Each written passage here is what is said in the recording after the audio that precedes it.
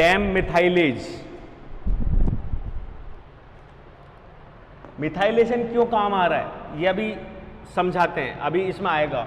Methylation एक तरीके से यूँ बोले तो एक सेंस या रिसेप्टर के रूप में काम में आता है। जैसे कि मैं आपसे कहूँ डीएनए में एक स्ट्रैंड कैसा है, ओल्ड, और एक कैसा है, प्रोजेनी या नया, न्यू, जो कि संतति के रूप में इसका ही कॉम्प्लीमेंट्री सीक्वेंस है। और हमारी कॉम्प्लीमेंट्री सीक्वेंस क्या है, adenine, thymine, guanine, cytosine, thymine, adenine.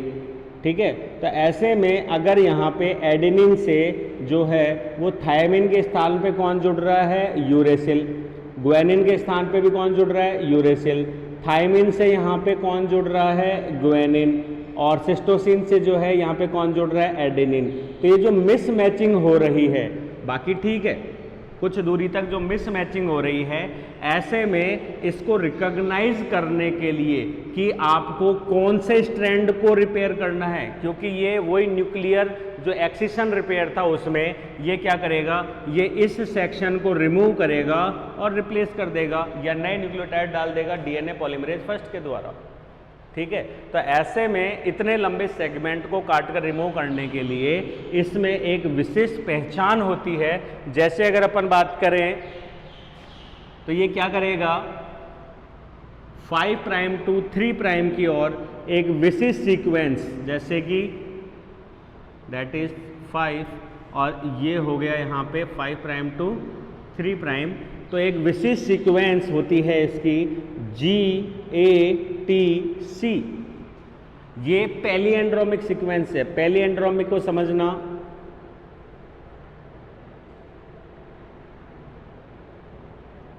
पैलिएंड्रोमिक को अगर अपन सीधी भाषा में बोलूं तो मैं ये कह सकता हूं सरस, उल्टा सीधा एक समान। अर्थात GATC का मतलब ये, क्योंकि यही सेम सीक्वेंसेस रेस्ट्रिक्शन एंडोन्यूक्लियोज की होती हैं, तो यहाँ अगर अपन बात करें तो GATC 5 से 3 दिशा में जब मैं पढ़ता हूँ तो ये पढ़ता हूँ GATC। कोडिंग्स हमेशा 5 से 3 दिशा में ही पढ़ी जाती हैं, 3 से 5 कभी नहीं पढ़ी जाती। तो ऐसे में यहाँ पढ़ता हूँ तो ये भी है GATC। दोनों एक दूसरे के समान है लेकिन विपरीत हैं, इसलिए इनको बोलते हैं पैलिएंड्रोमिक सीक्वेंसेज।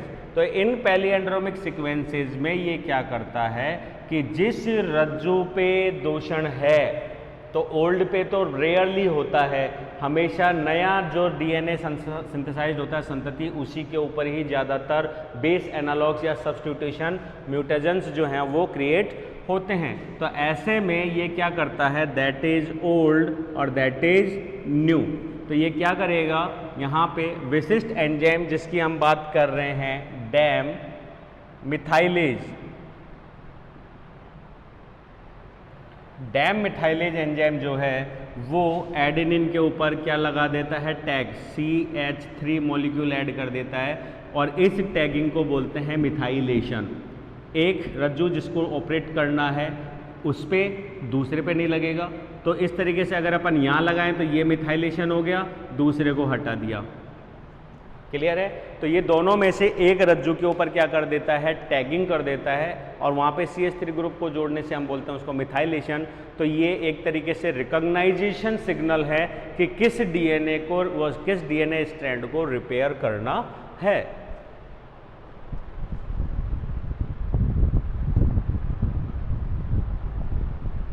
सामान्यतः सदैव ओल्ड जो है उसके एडेनिन को क्या करता है, ये मिथाइलेट करता है, नए वाले को कभी भी मिथाइलेट नहीं करते।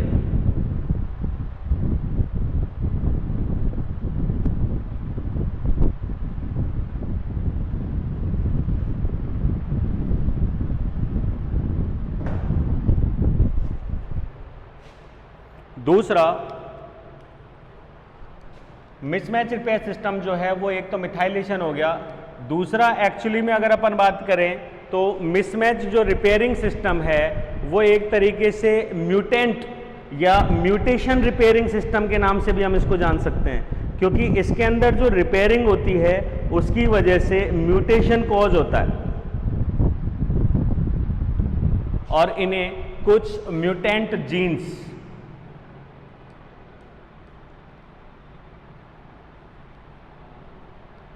इन्हें कुछ विशिष्ट म्यूटेंट जीन्स जो हैं वो क्या करती हैं, कंट्रोल करती हैं, और उनके द्वारा यहाँ क्या होता है, प्रोडक्ट्स, जैसे कि हम बात करें म्यूट एल, ये जीन्स हैं, म्यूट जीन्स, म्यूटेंट जीन्स, और ये जो म्यूट एल जीन है ये कोड करती है म्यूट एल प्रोटीन या एंजाइम को, म्यूट एस जो कि कोड करती है म्यूट एस एंजाइम को, म्यूट एच या यू जीन जो है वो कोड करती है म्यूट यू को।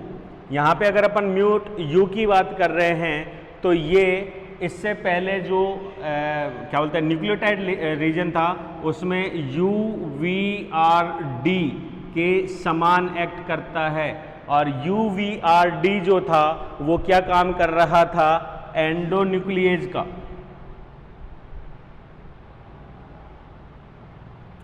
ठीक है, इसके बाद यहाँ पे अगर अपन बात नहीं, UVRD एंडोन्यूक्लिएज का नहीं, वहाँ काम कराता हेलिकेज का, एक्ट एज हेलिकेज।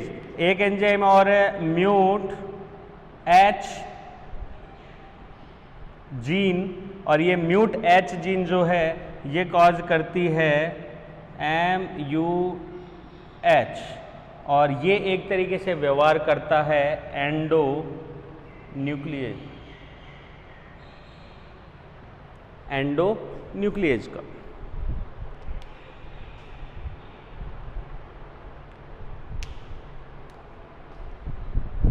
ठीक है, तो मैकेनिज्म पे आते हैं। सिंपल वे में हम यहाँ पे जो न्यूक्लियर एक्सेशन सिस्टम का ही वृहद रूप देख रहे हैं, जिसमें बहुत ज़्यादा मात्रा में डीएनए डैमेज है और मिसमैचिंग हो रही है, तो ऐसे में यहाँ के रिपेयर सिस्टम एक तरीके से म्यूटेशन जीन के ऊपर डिपेंड करता है, म्यूटाजेनेसिस यहाँ पे होता है, और वो क्या करता है, ज़्यादा लंबे डीएनए सेगमेंट, डीएनए के दोनों में से एक रज्जू को जो कि नया बनाया म्यूटेंट है उसको रिमूव करके उसको क्या कर देते हैं, रिप्लेस कर देते हैं। तो यहाँ पे फर्स्ट होती है टैगिंग, जिसको हम बोलते हैं मिथाइलेशन। मिथाइलेशन किया जाता है बाय डैम मिथाइलेज एंजाइम, जिसको हम बोल सकते हैं डीऑक्सी एडेनिन मिथाइलेज। डैम की अगर अपन फुल फॉर्म लिखे, डीऑक्सी एडेनिन मिथाइलेज। ठीक है, क्योंकि यहाँ पे मिटा दिया, प्रारंभ में हमने लिखा था यहाँ पे दोनों ही चीज़ें मिसमैच के लिए कि ये कंप्लीट होती है बाय डीएमिनेशन, जो शुरू में लिखी थी,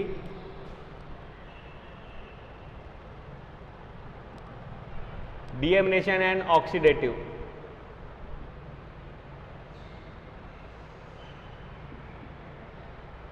डी ऑक्सीडेटिव, तो ऑक्सीडेटिव के लिए हम यहाँ पे एंजाइम यूज में ले रहे हैं डीऑक्सी एडेनिन मिथाइलेशन, जो कि क्या कर रहा है, एडेनिन ओल्ड स्ट्रैंड के एडेनिन ग्रुप पे, जो कि एक विशिष्ट सीक्वेंस है GATC, उसके एडेनिन के ऊपर क्या कर रहा है, ओल्ड स्ट्रैंड पे लगा देता है इसको, ओल्ड स्ट्रैंड के ऊपर क्या कर रहा है, मेथिल ग्रुप ऐड कर रहा है। इस घटना को बोलते हैं मिथाइलेशन।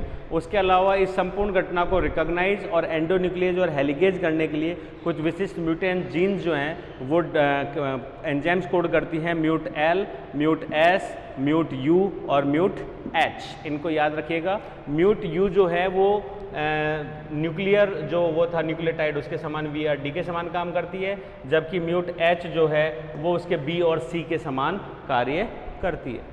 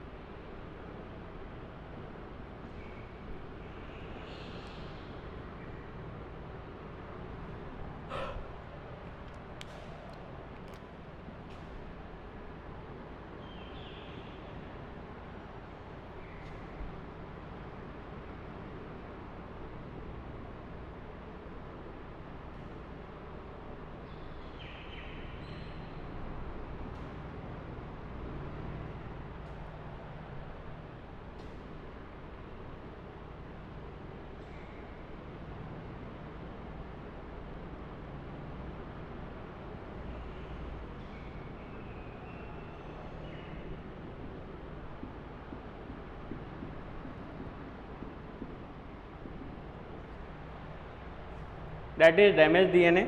और डैमेज जहाँ हुआ है उस लीजन जो कि रिपेयरेबल नहीं है, लीजन किससे, बेस रिपेयर सिस्टम से या न्यूक्लियोटाइड रिपेयर सिस्टम से, एक्सिशन रिपेयर से, तो ऐसे में यहाँ पे एक विशिष्ट संरचना जिसमें इन सीक्वेंसेस को पहचाना जाता है और इसमें क्या किया जाता है, डीएनए को बीच में से एंडोन्यूक्लियोलाइड क्लीवेज के स्थान पर अपनी एक विशिष्ट संरचना GATC से पहचान कर एक निश्चित न्यूक्लियोटाइड तक पूरे सिस्टम को क्या कर दिया जाता है, हटा दिया जाता है। रिपेयरिंग के नाम पे यहाँ पे उस डीएनए के सेगमेंट को ही रिमूव कर दिया जाता है और नए डीएनए सेगमेंट को लाकर यहाँ पे क्या कर दिया जाता है, वापस स्थापित किया जाता है। That is mismatch repairing system.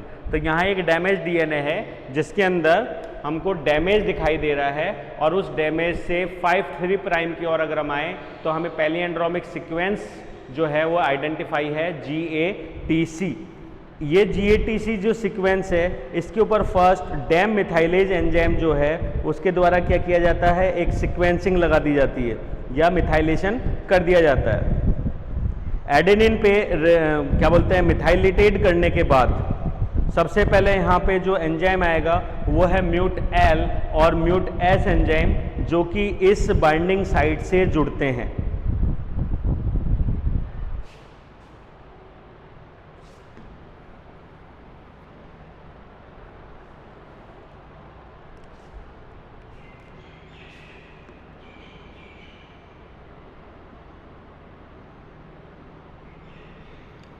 Methylation by dam methylase,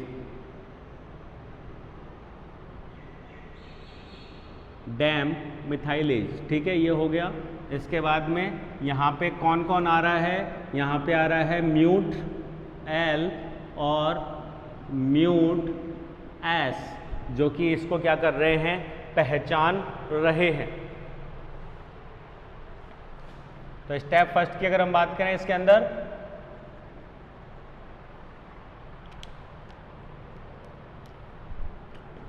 methylase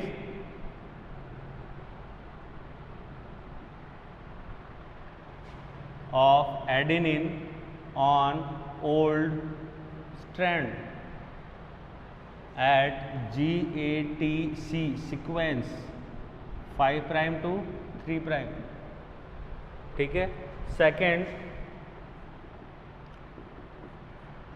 MUT-L and MUT-S जो हमने अभी लिखे थे क्या बोलते हैं, फैक्टर्स या genes, recognize and bind with lesion। Clear है, ये हो गया। अब लीजन पे बाइंड होने के बाद में या जो मिसमैच हो रहा था उससे बाइंड होने के बाद में अब यहाँ पे क्या आ जाएगा, MUT-U। और MUT-U की अगर अपन बात करें तो MUT-U के लिए हमने कह रखा है, लिखना नहीं है, केवल आपको नॉलेज में है, MUT-U जिसको हमने सबसे पहले जोड़ा। तो MUT-U क्या करेगा, ये एक तरीके से यहाँ ब्रैकेट में लिख देता हूँ लेकिन हमको केवल समझने के लिए लिखना है, ये UVRD के समान है। और D क्या कर रहा था यहाँ पे, helicase activity, act as helicase activity, act as helicase activity plus add SSB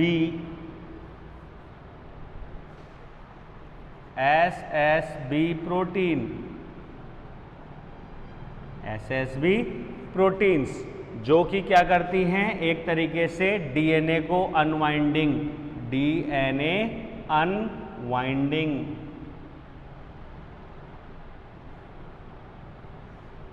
DNA की अनवाइंडिंग को प्रेरित करती हैं।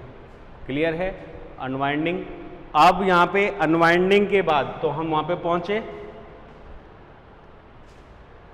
ये जुड़ गया। तो ये जुड़ने के बाद में क्या कर रहे हैं,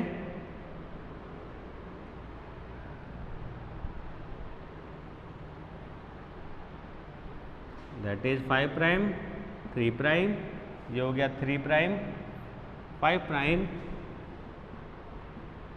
GATC CTAG, that is methylated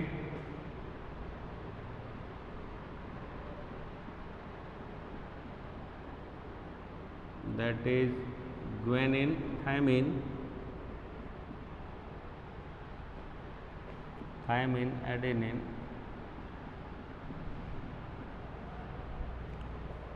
ठीक है, ये हो गया। तो यहाँ पे मिथाइलेटेड हो गया कंप्लीट। इसके बाद में म्यूट एल जीन, तो यहाँ पे एक्चुअली में जुड़ा कौन, म्यूट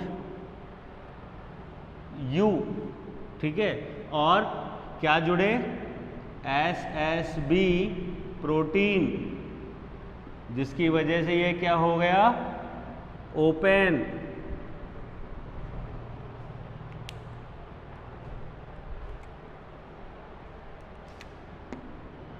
रेड पेन से दैट इज म्यूट यू, ठीक है, और ये वाला भी हो गया म्यूट यू। क्लियर है, इससे ये क्या हो गया, ओपन। तो इसको हम बोल सकते हैं एक तरीके से सिंगल स्ट्रैंड हो चुका है ओपनिंग फॉक के रूप में। थोड़ी दूरी तक डीएनए को कैसा कर दिया हमने, ओपन कर दिया है एक तरीके से फॉक के रूप में। एसएसबी प्रोटीन जुड़ चुकी है। अब फाइनली जब ये सारी चीज हो गई और इसकी टोपोग्राफी चेंज हो चुकी है, डीएनए कैसा हो चुका है, अब सिंगल स्ट्रैंड,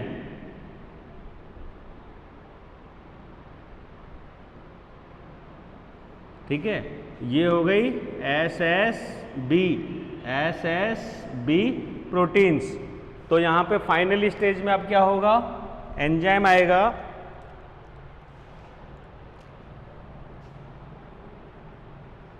म्यूट एच, और म्यूट एच के लिए अगर अपन कहें तो ये रिएक्ट करता है एक एंडोन्यूक्लियस के समान, क्योंकि इसने हेलिकेज ने अपना काम कर दिया, तो ये एंडोन्यूक्लियस, ठीक है, फॉर्म निक, ठीक है। तो ऐसे में ये रज्जु पे क्या लगा देगा, निक फॉर्मेशन कर देगा। तो निक फॉर्म करते ही डीएनए जो है, जो कि ओपन था, उसमें क्या बन जाएगा, gap, 5 prime to 3 prime, that is GATC, ये हो गया CTA और G, और ये हमारे हो गए न्यूक्लियोटाइड्स 3 प्राइम 5 प्राइम, ठीक है, ये हो गया कंप्लीट। तो यहां पे कौन कौन से एंजाइम्स आ गए, निक फॉर्म करते ही यहां पे हमने ऐड कर दिया कौन सा एंजाइम, म्यूट एच, जो कि एंडोन्यूक्लियेज के रूप में काम कर रहा है। एनर्जी तो जोड़ते ही जाएंगे, ATP ADP, magnesium ion, ATP ADP, ठीक है, म्यूट एच। अब ये म्यूट एच एंजाइम जो है वो दोनों जगह काम करेगा, कहाँ कहाँ पे, यहाँ ये रहा, एक निक तो ये बन गया एच से, और एक निक बन गया इस एच से, दो निक बना दिए ना, निक फॉर्मेशन, म्यूट एच निक फॉर्मेशन, और निक फॉर्मेशन बनते ही यहां क्या बन चुका है, अब गैप, ठीक है, और ये निकल गया, रिमूव हो गया, ये हो गया अपना डीएनए का सेगमेंट, निकाल दिया। अब ये गैप जो है एक तरीके से म्यूटेशन के लिए रिसेप्टिबल है, तो तुरंत यहां पे क्या होगा, अब स्टेप 5 कौन आएगा, डीएनए पॉलीमरेज फर्स्ट क्या कर देगा, फिल द गैप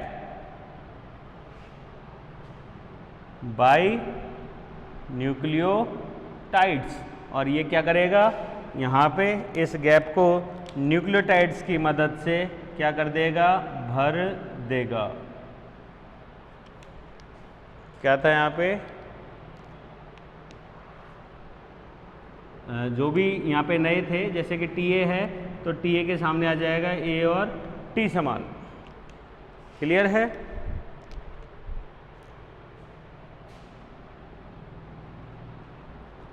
ये हुआ। अब डीएनए पॉलीमरेज फर्स्ट। क्लियर है? और अब यहां पे कौन ऐड हो जाएगा?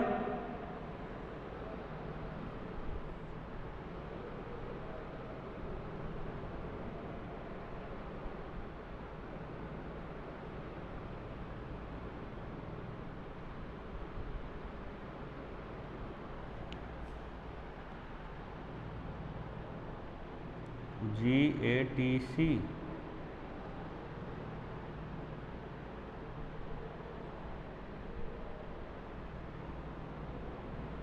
ठीक है, यहां पे कौन सा enzyme? Ligase.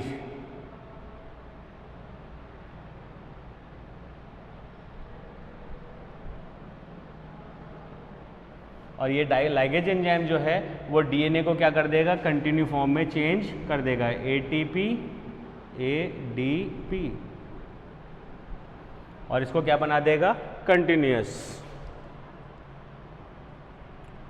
DNA ligase seal the gap by phosphoester bond, phosphoester bonds। ठीक है, तो ये हो गया हमारा fourth mechanism, DNA ligase enzyme द्वारा।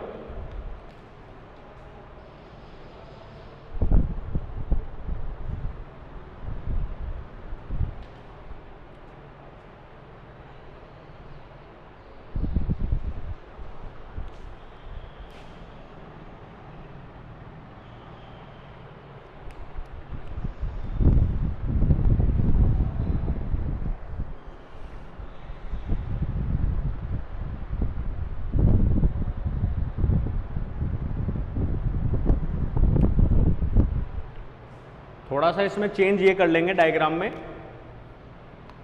जैसे मिथाइलेशन हुआ है तो इसका मतलब ये ओल्ड है, ये हो गया न्यू। तो हम जो काट रहे हैं वो इसकी जगह किसको काटेंगे? इसको काटेंगे। तो यहाँ पे ये जो एंजाइम्स जुड़ रहे हैं HH, इसको हटा देते हैं बस। निक फॉर्मेशन, ये निक को दिखा देते हैं यहाँ। तो ये जो बीच का गैप है इसको यहाँ पे तो कंटिन्यू कर देते हैं और नीचे की तरफ दिखा देते हैं गैप को, जिससे हमको कोई कन्फ्यूजन नहीं होगा। और ये भी हम कहाँ दिखा देंगे? इसी में दिखा देते हैं।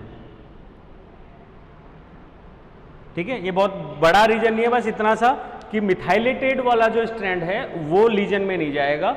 और यहाँ पे क्लीवेज या एक्सेशन किसका हो रहा है? दूसरे स्ट्रैंड का, जिसके ऊपर क्या हो रहा है? मिथाइलेशन नहीं है और उसके अंदर बेस एनालॉग जो है वो गलत है।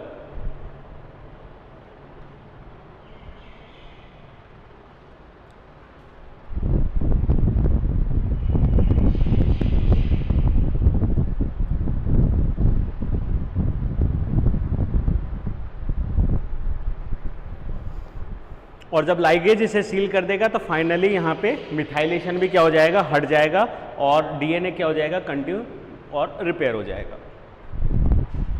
अब फाइनल रिपेयर सिस्टम एक और है,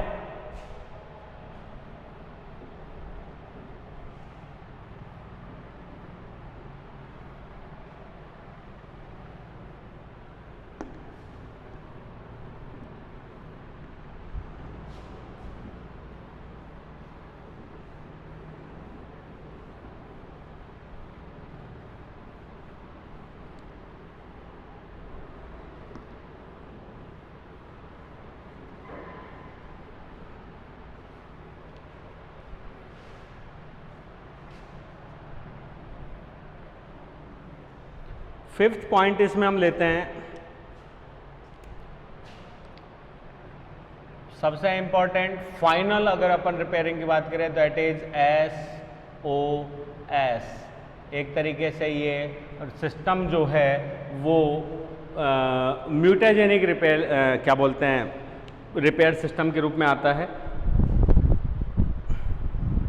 एक ग्लोबल सिस्टम, या अभी तो हम नहीं समझ पाएंगे कि, लेकिन इसको फाइनली कह सकते हैं that is also known as bypass system.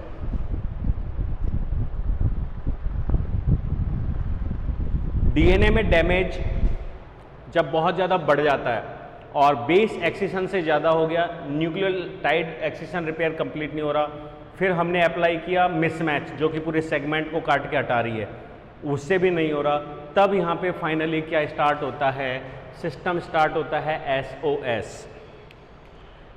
इसको सामान्य भाषा में अगर अपन बोले तो इसको सेव आवर सोल भी कहा जाता है।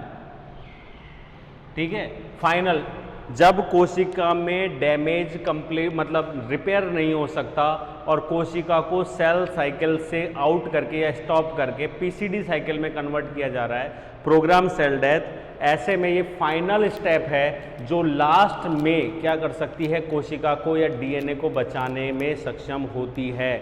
अगर ये नहीं है then cell go to cell division और उसके बाद क्या हो जाएगी, पूरी तरीके से डेस्ट्रॉइड।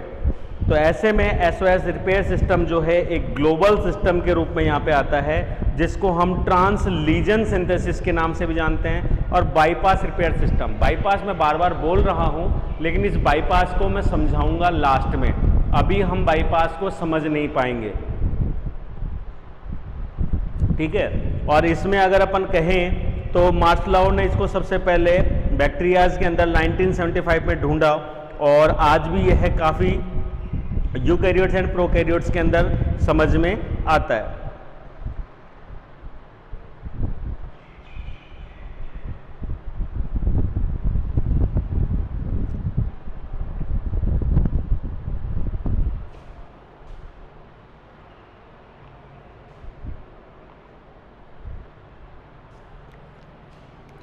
इसको समझने से पहले एक बेसिक कंसेप्ट समझते हैं। बेस एक्सिशन रिपेयर में क्या हुआ, एक डीएनए था, उस डीएनए के अंदर क्या हुआ, यहाँ पे ग्वेनिन से सिस्टोसिन की जगह यूरेसिल बाइंड हो गया, एक मिसमैच हो गया था, तो हमने उसको लीजन को काट कर यूरेसिल को निकाल दिया और सिस्टोसिन को उसकी जगह क्या कर दिया, ऐड कर दिया। सिस्टोसिन को उसकी जगह क्या कर दिया, ऐड कर दिया। क्लियर है? डायरेक्ट रिपेयर सिस्टम में हमने क्या किया, जो थायमिन डाइमर बना था उस पे फोटोन डाल के, विजिबल लाइट डाल के, एक एंजाइम द्वारा उसके बीच के बॉन्ड्स को ब्रेक किया और एडिनिन के साथ में उसके वापस बॉन्ड बना के डीएनए को सही किया। न्यूक्लियोटाइड एक्सिशन रिपेयर की अगर अपन बात करें तो उसमें संख्या ज़्यादा थी, इसकी वजह से रिपेयर नहीं हुआ, तो ये जो थायमिन डाइमर्स थे उनको हमने रिमूव ही कर दिया। तो एक्सिशन रिपेयर क्या कर रहा है, डीएनए के उस खंड या उस न्यूक्लियोटाइड जो कि काम का नहीं है, एप्रोप्रिएट नहीं है या बेस एनालॉग है, उसको काट कर क्या कर देता है, और रिमूव। क्लियर? मिसमैच,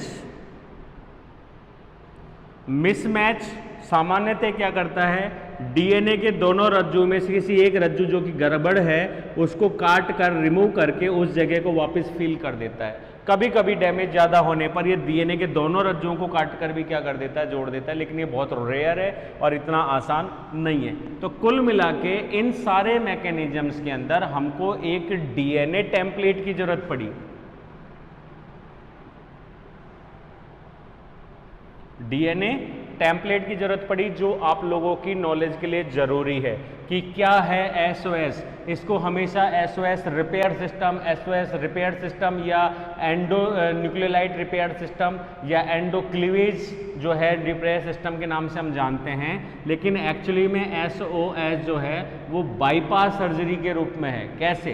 तो डीएनए टेम्पलेट यहाँ पे मिला, उसके ऊपर डायरेक्ट ने भी काम किया, बेस एक्सेशन ने भी काम किया, न्यूक्लियोटाइड एक्सेशन ने भी काम किया और मिसमैच ने भी काम किया, जो कि समस्त एक एंजाइमेटिक रिएक्शन थी जिसमें एंडोन्यूक्लियोलाइट या एंडोन्यूक्लियेज एंजाइम काटता है, हेलिकेज रिमूव करता है, डीएनए पॉलीमरेज लाके जोड़ता है, लाइगेज उसको वापस सतत बना देता है। 4 स्टेप में कंप्लीट हो रहा है, सबका अलग अलग मैकेनिज्म के रूप में, ठीक है। लेकिन अगर हम ये कहें कि SOS कभी डीएनए को रिपेयर करता ही नहीं है, SOS is not any kind of repair system, या इसमें ऐसा कोई रिपेयर मैकेनिज्म ही नहीं है कि ये डीएनए को काटेगा, वापस जोड़ेगा और सतत बना देगा, नहीं, ऐसा कोई कैस्केड इसके अंदर होता ही नहीं है। तो SOS कभी भी डीएनए टेम्पलेट की जरूरत ही नहीं पड़ती, ना ही SOS किसी डीएनए टेम्पलेट पे आके काम करता है, नहीं। SOS एक्चुअली में एक मैकेनिज्म है, एक रेगुलेशन मैकेनिज्म। एक बार रेगुलेशन को समझिए। According to Jacob and Monod, उन्होंने क्या कहा, उन्होंने डीएनए को 2 भागों में बांट दिया। ढंग से समझना इस चीज को, 2 भागों में बांट दिया, और जो जीन है, रेगुलेटरी जीन जो भी एक्सप्रेस हो रही है, ट्रांसलेट होने के लिए तैयार है, उस जीन के 2 भागों में फर्स्ट को नाम दे दिया कंट्रोल और दूसरे को दे दिया स्ट्रक्चरल। क्लियर है? स्ट्रक्चरल जीन नाम दे दिया, हो गया। अब जो कंट्रोल जीन थे उसके भी उन्होंने 3 भाग कर दिए। पहले जीन को तो उन्होंने रिप्रेस कहा, जीन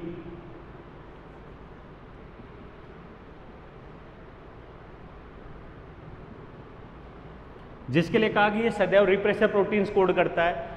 दूसरे भाग को उन्होंने जो है वो यहां पे नाम दिया ऑपरेटर, ओजीन।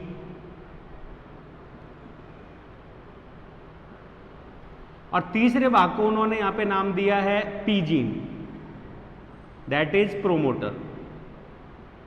प्रोमोटर की अगर अपन बात करते हैं तो प्रोमोटर किसी जीन के प्रारंभ का वो सीक्वेंसिंग है जो स्ट्रक्चरल जीन की कोडिंग या ट्रांसक्रिप्शन के लिए या ट्रांसलेशन के लिए यहाँ पे एंजाइम्स को जोड़ता है, प्लस उनको स्टिमुलेट या किसी श्रृंखला को इनिशिएट करने का काम करता है, प्रारंभ करने का कार्य करता है। इसको हम बोलते हैं प्रोमोटर सीक्वेंसेस।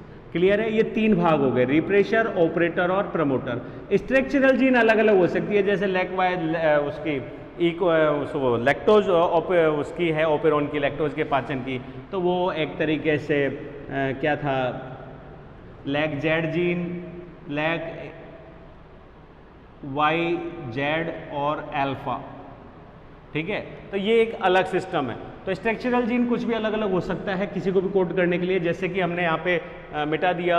NER के लिए बात की तो वहाँ पे 5 जीन थे, कौन से, म्यूट L, S और क्या बोलते हैं म्यूट H, ठीक है। तो ऐसे में ये अलग अलग जीन्स थे, तो इनकी हमको यहाँ पे दिक्कत नहीं आ रही, केवल हम समझने की कोशिश कर रहे हैं।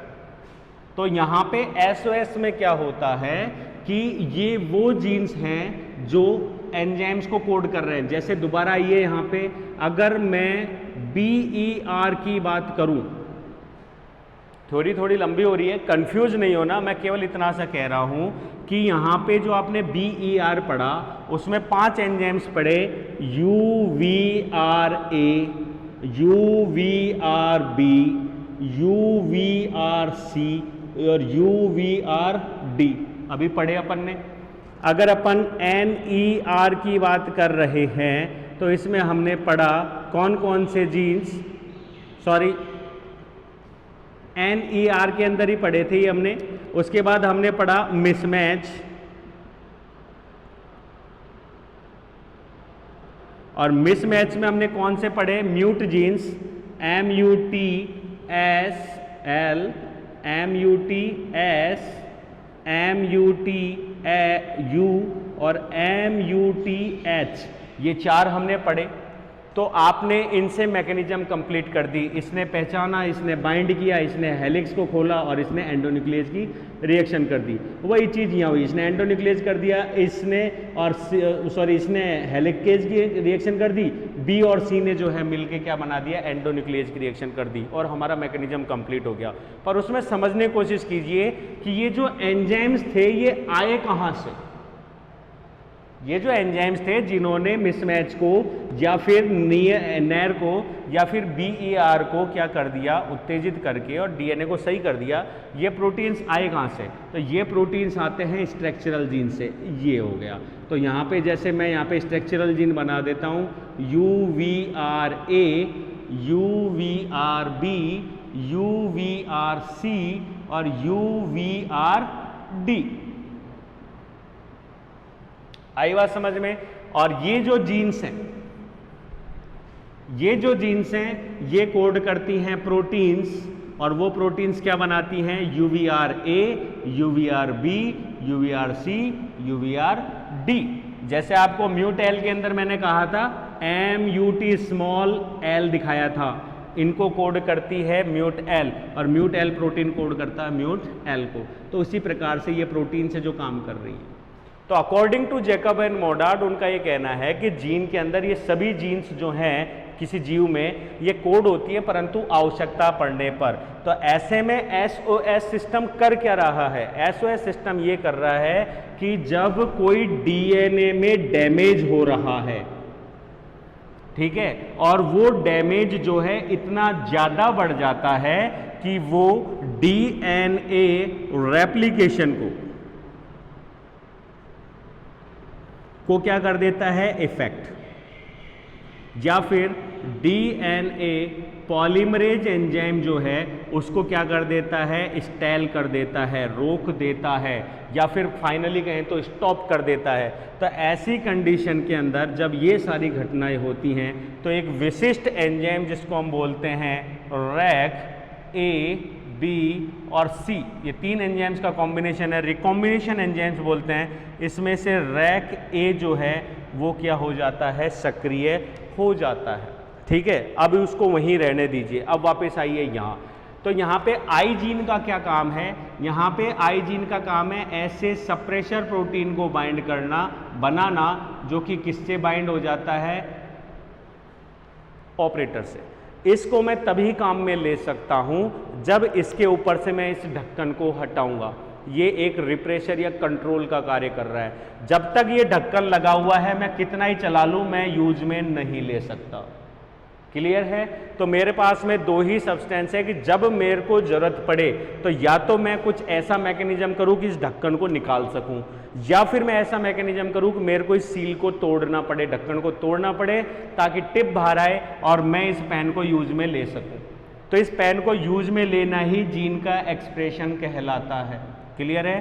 तो ऐसे में ये ढक्कन की तरह रिप्रेशर प्रोटीन जो है वो किससे? ऑपरेटर से जुड़ जाता है, और ऑपरेटर से जुड़ने की जगह पे ही यहाँ पे होती है पॉलीमरेज एंजाइम के जुड़ने की जगह। और ऐसे में एक्चुअली में ये एटीपेज साइट को खा जाता है।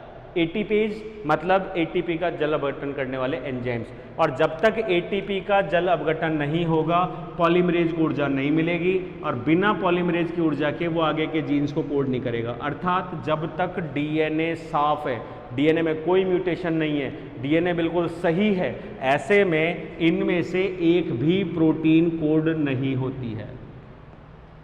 क्लियर है ये चीज? क्योंकि जबरदस्ती इन प्रोटीन्स को कोड करके एनर्जी को क्यों वेस्ट करना, और ये प्रोटीन्स फिर दूसरा काम भी कर सकती हैं, साइड इफेक्ट्स भी दे सकती हैं। तो अर्थात ये सभी प्रकार की प्रोटीन्स जो कि अब तक हमने डीएनए रिपेयरिंग में समझी हैं, ये कभी भी कोड होती ही नहीं है। कब कोड होंगी? जब डीएनए में डैमेज होगा, और डीएनए की मात्रा के अनुसार प्रोटीन्स कोड होगी कि कौन से प्रकार का डैमेज हुआ है। क्लियर है?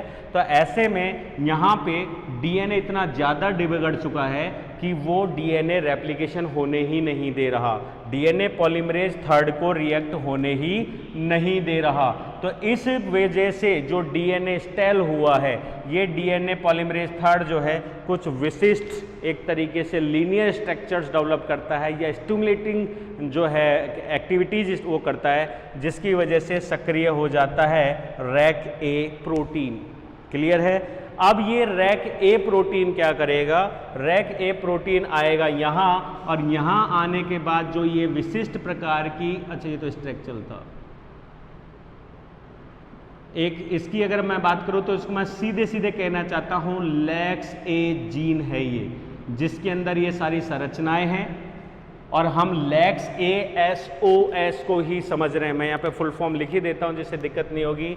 That is lakhs ASOS, operon की हम बात कर रहे हैं। क्लियर है? तो ये जो SOS जीन है किससे संबंधित? लैक्स से। उसके अंदर ये विशिष्ट जीन्स जो हैं उपस्थित हैं और उसके अलावा कुछ और विशिष्ट जीन्स हैं जिनको भी मैं लिख देता हूँ, अलग से लिख देता हूँ रेड पेन से, बहुत इंपॉर्टेंट है। UMUC, UMUD, ये बहुत इंपॉर्टेंट जीन्स हैं। और भी अगर अपन इसमें लिखें तो सल भी लिख सकते हैं, SULA, ये जीन्स भी इसी के अंदर पाई जाती हैं। रेड से लिखा है अलग चीज है, बाद में बात करेंगे। तो क्या हो रहा है, जब DNA डैमेज हुआ, चाहे छोटा हुआ चाहे बड़ा हुआ, तो ऐसी कंडीशन में उस DNA पॉलीमरेज एंजाइम के कारण उद्दीपित होता है RACA एंजाइम। क्लियर है? और ये RACA एंजाइम जाता है सीधे कहाँ? SOS जीन के पास, जो कि लैक्स A को संदमित करके बैठी हुई है। और इस लैक्स A जो जीन है दैट इज, यहां लिख देते हैं LEX रीप्रेशर प्रोटीन। ये लैक्स A प्रोटीन ये रहा, ये लैक्स A प्रोटीन ये रहा, और ये रही हमारी स्ट्रक्चरल जीन, ये बाइंड रहेगा। तो हम कैप क्यों लगा रहे हैं? ताकि इस पेन की जो टिप है वो सुरक्षित रहे, जब तक जरूरी नहीं हो तब तक बाहर न आए। तीसरी चीज, अगर हम कैप को खोल के रखते हैं तो टिप सूख जाएगी और हम इसको कार्य नहीं कर पाएंगे। तो एक तरीके से प्रोटेक्टिव आयरन क्या बोलते हैं, आइकॉन की तरह है, जो कभी भी स्ट्रक्चरल जीन को बिना फालतू में क्या नहीं होने देता, एक्सप्रेस नहीं होने देता। तो ये कैप लगा के बैठा है, दैट इज लैक्स A रीप्रेशर। क्लियर है? अब हमको बहुत जरूरी है लिखना, इसके बिना काम नहीं होगा। तो यहाँ स्टिमुलेशन होगा और वो स्टिमुलेशन करेगा DNA पॉलीमरेज 3, जो कि स्टार्ट करेगा किसको? RACA को। ये RACA प्रोटीन आएगा यहाँ और ये एक तरीके से करता है प्रोटियोलाइटिक। प्रोटियोलाइटिक का मतलब प्रोटीन को अपघटित करने वाला। तो ये आके जुड़ जाएगा किससे? लैक्स A रीप्रेशर से। ऐसे में लैक्स A रीप्रेशर जो है वो अपनी बाइंडिंग साइट को खो देता है और किसके साथ जुड़ जाता है? Lakhs A RACA complex. Clear है?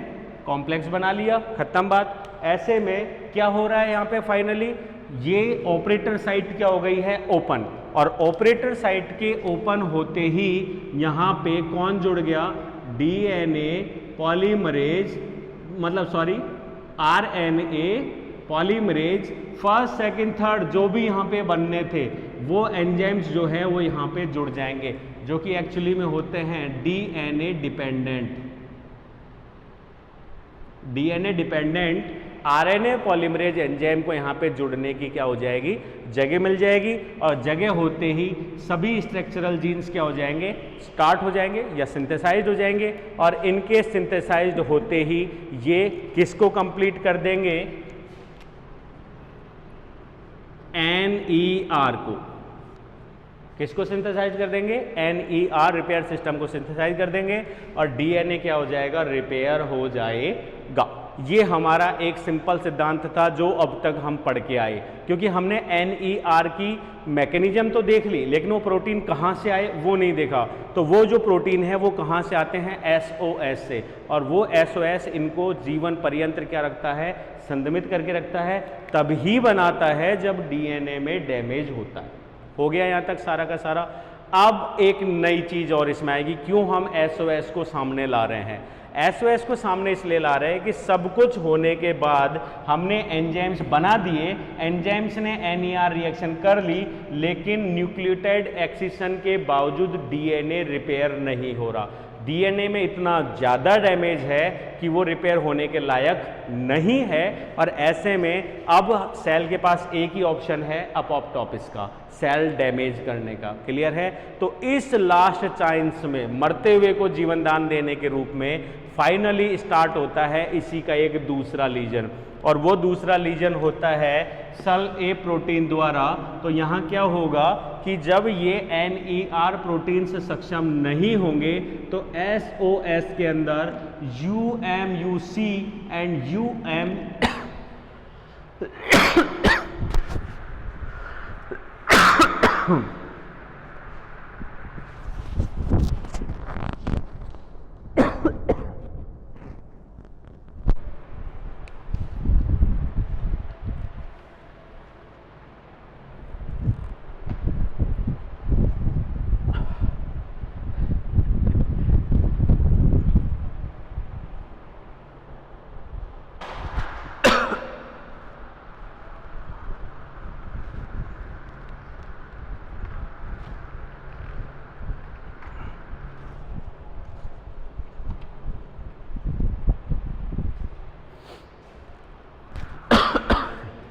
ठीक है।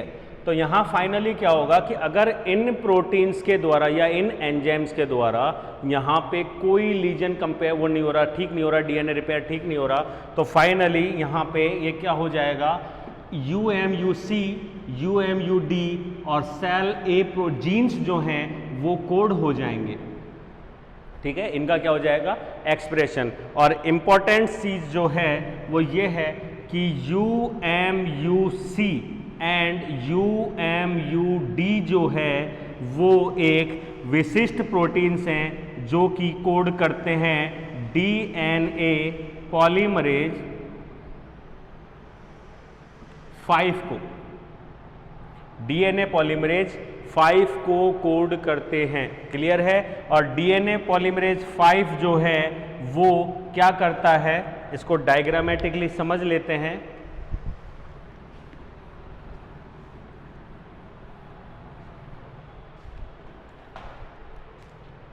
ये DNA है और ये इसके अंदर मिसमैच है जो कि रिपेयरेबल नहीं हो रहा है।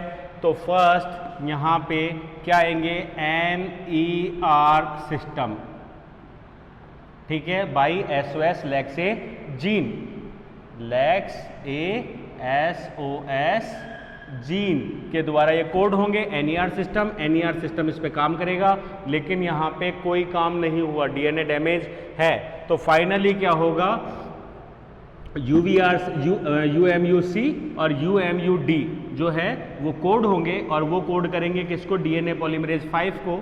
और ये DNA पॉलीमरेज 5 क्या करता है, अभी तक हमने क्या कहा, DNA के एक रज्जु पे निक लगता है, बीच के हिस्से को काट के रिमूव कर दिया जाता है, परंतु ये क्या करेगा, ये एक वही जैसे GATC है उसकी तरह निक फॉर्मेशन करेगा, लेकिन DNA के दोनों रज्जुओं पर। क्लियर है, DNA के दोनों रज्जुओं पे, और इस बीच के हिस्से को क्या कर देगा, पूरी तरीके से न्यूक्लियेज, और यहाँ पर इन दोनों हिस्सों को लाइगेज एंजाइम की उपस्थिति में क्या कर दिया जाएगा, जोड़ दिया जाएगा। अर्थात DNA के उस DNA वो जो डैमेज हिस्सा है उसको क्या कर दिया जाता है, रिमूव, और नए हिस्से को वहाँ पे जोड़ दिया जाता है। तो कुल मिला के अगर अपन यहाँ बात करें तो यहाँ पे जो रिपेयर है वो कैसा हो गया, म्यूटेंट। ठीक है, तो बार बार जो मैं शुरू में शब्द कह रहा था, SOS को हम एक तरीके से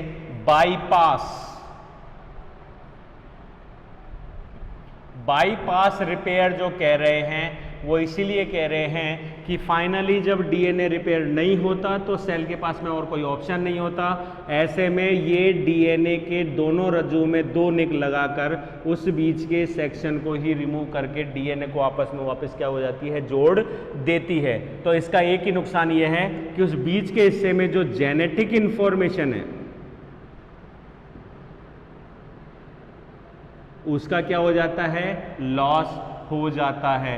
इसलिए हम इस म्यूटेशन को एक तरीके से, इस रिपेयर को एक तरीके से म्यूटेंट रिपेयर सिस्टम भी कह सकते हैं, क्योंकि जब जेनेटिक इन्फॉर्मेशन या कुछ जीन ही विलोप हो गए तो हम उसको भी तो डैमेज या म्यूटेशन ही कहते हैं, परंतु बाकी का DNA जो है वो क्या हो जाता है, रिपेयर हो जाता है, और रेप्लिकेशन सिस्टम और ट्रांसक्रिप्शन सिस्टम क्या हो जाते हैं, ऑन हो जाते हैं, और कोशिका की सेल डेथ को बचा लिया जाता है। That is SOS system.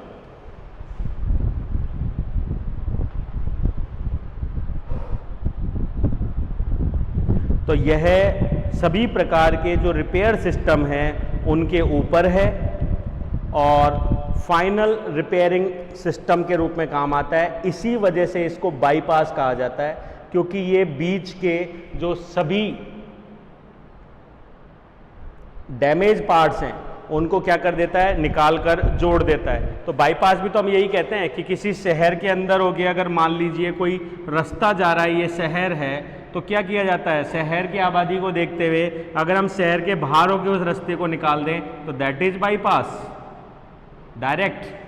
तो that is also direct repair system. लेकिन वहाँ डायरेक्ट रिपेयर सिस्टम में फोटोन्स काम में आ रहे थे, यहाँ पे एंजाइम्स काम में आ रहे हैं। तो आज की क्लास में इतना ही। इसमें कंप्लीट होता है हमारा संपूर्ण DNA damage and DNA repair system.